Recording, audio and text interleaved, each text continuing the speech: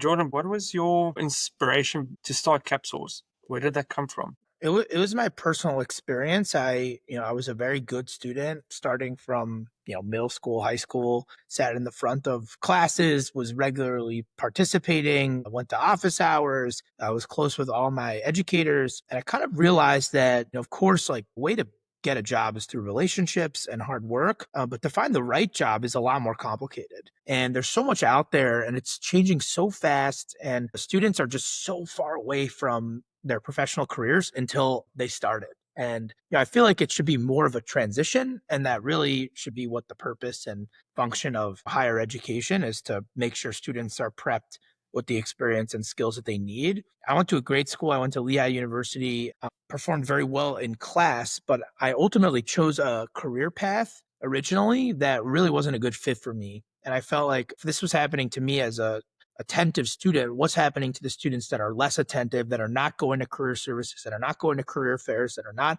engaging in recruiting funnels, that don't get internships? What do they do? And the reality is they start their career lost, underemployed, or just not with the skills that they need to succeed or pay back their student loans, which obviously is a big problem in the US. So I started it because first and foremost, I wanted my classes to be more engaging and I wanted learning to be more effective and more industry related. I studied undergraduate business and entrepreneurship. So that, is really an itch that I felt. And, ultimately, I really love education and learning. I love the world of educators and higher education and high school education and continuing education. So for me, it was kind of like a natural fit to introduce the concept and get industry involved in collaborative programming for students. And I'll tell you, the amazing thing is that the companies line up to get involved. I mean, there really is such a demand on their side to get involved. A lot of times they just don't know how to structure a learning experience, right? It's very different than self-serving internship program where you're compensating student talent, young talent, and